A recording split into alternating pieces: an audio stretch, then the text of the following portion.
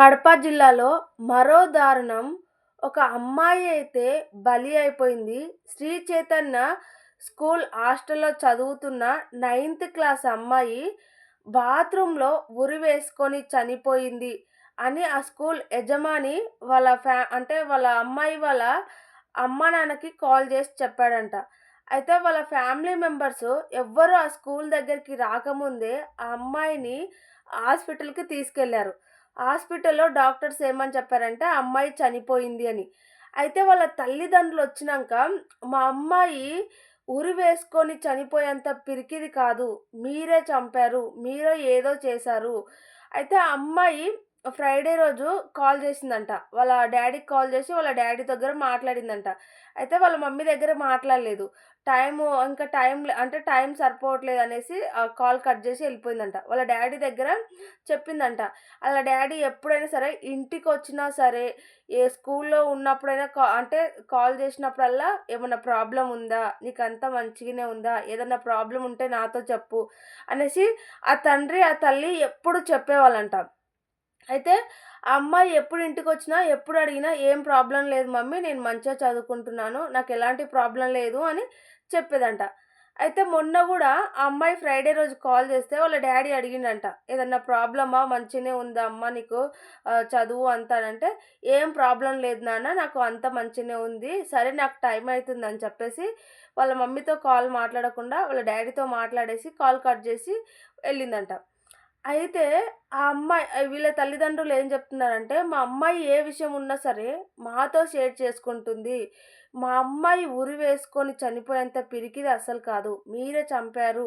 మీరే ఏదో చేశారు" అనేసి వాళ్ళ ఫ్యామిలీ మెంబర్స్ అంతా ఆళ్ళ మీదయితే అరుస్తున్నారు. అయితే మార్నింగ్ 6:00 కాల్ జేసి ఈ స్కూల్ యజమాని వాళ్ళు అమ్మాయికి ఫస్ట్ ఉరివేసుకొని చనిపోయిందనేది సెకండ్ టైమ్ జెప్పిర్రంట. కానీ అంతకన్నా ముందు 6:00 కాల్ జేసి మీ అమ్మాయి కళ్ళు తిరిగి కింద పడిపోయింది. మీరొచ్చి హాస్పిటల్‌కి తీసుకెళ్ళండి" అనేసి ఆ స్కూల్ యజమాని ఎవరైతే ఉన్నారో వాళ్ళు కాల్ జేసి వాళ్ళ తల్లిదండ్రులకు చెప్పారంట. అయితే వాళ్ళ తల్లిదండ్రులు రాకముందే ఆ అమ్మాయిని స్కూల్ నుంచి హాస్టల్ నుంచి ఆ అమ్మాయిని హాస్పిటల్‌కి తీసుకెళ్లారు. అక్కడ చనిపోయిందని తెలిసినంక వాళ్ళ అమ్మ వాళ్ళకి కాల్ చేసి అప్పుడు చెప్పారంట.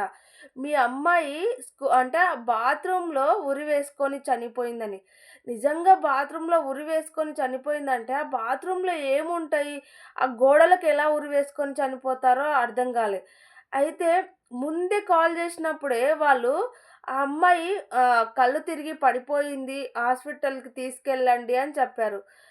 వాళ్ళు రాకముందే ఈ అమ్మాయిని తీసుకెళ్లారు. సరే నిజంగా అమ్మాయికి ప్రాబ్లమ్ ఉంది. కళ్ళు తిరిగి పడిపోయింది. తీసుకెళ్లారు అనుకుందాం. కానీ ఆ అమ్మాయి చనిపోయింది అన్నంక బాత్రూమ్‌లో ఉరి వేసుకొని చనిపోయిందని అబద్ధం చెప్పారు. ఇది అబద్ధము అని ఆళ్ళ తల్లిదండ్రులు చెప్తున్నారు. నిజంగా అమ్మాయి బాత్రూమ్‌లోనే ఉరి వేసుకొని చనిపోతే, వాళ్ళ ఫ్యామిలీ మెంబర్స్ వచ్చే వరకు వెయిట్ చేయాలి. వెయిట్ చేసి వాళ్ళ ఫ్యామిలీ మెంబర్స్‌కి చెప్పేసి పోలీసులను పిలిపించాలి. వీళ్ళే ముందే తీసేసి ఆ అమ్మాయిని హాస్పిటల్‌కి ఎలా తీసుకెళ్తారు? తీసుకెళ్లరు. అయితే వాళ్ళ తల్లిదండ్రులకు ఏం చెప్తున్నారంటే, సీసీ కెమెరాలు ఉన్నాయి కదా! మీకేం జరిగింది? ఏంది? మాది ఏం తప్పు లేదు. కావాలంటే మీరు ఆ సీసీటీవీలో మీరు చూసుకోవచ్చు. మీకు చూపిస్తాను అనేసి ఆ సీసీటీవీ గురించి మాట్లాడుతున్నారంట. నిజంగా వీళ్ళు ఎలాంటి తప్పు లేకుండా ఆ అమ్మాయి అంతలా అమ్మాయి చనిపోయింది అంటే, వీళ్ళు వాళ్ళ తల్లిదండ్రులు వచ్చే వరకు వెయిట్ చేయాలి. ఇంకొకటి ఆ అమ్మాయి కళ్ళు తిరిగి పడిపోయిందని అబద్ధం ఎందుకు చెప్పారు? నిజంగా వీళ్ళే ఏదో చేశారు అని ఆ తల్లిదండ్రులు గట్టిగా నమ్ముతున్నారు. ఆళ్ళ తల్లిదండ్రుల దగ్గర ఆ అమ్మాయి ఏ విషయం దాచేది కాదంట.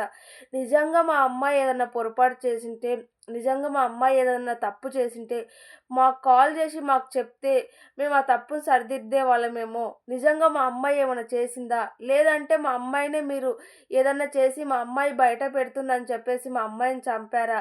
అనేసి వాళ్ళ తల్లిదండ్రులైతే రోదిస్తున్నారు.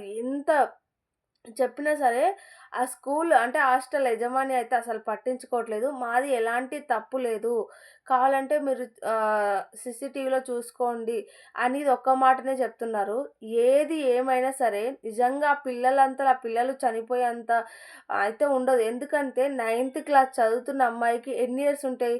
13 ఇయర్స్, 14 ఇయర్స్. ఈ టైంలో ఆ అమ్మాయికి ఉరి వేసుకొని చనిపోయేంత ప్రాబ్లమ్స్ ఏముంటాయి? అందుకే స్కూల్లో ఏసేటప్పుడు తల్లిదండ్రులు ఇప్పుడు జరిగే చాలా సిట్యుయేషన్‌లో తల్లిదండ్రులు చెప్తున్నారు.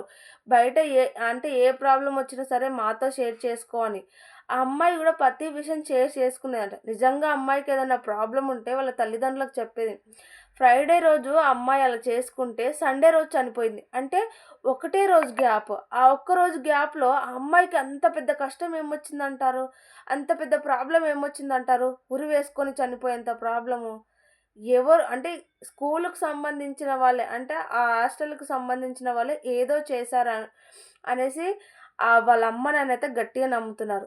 మీరేమంటారో కామెంట్ చేయండి.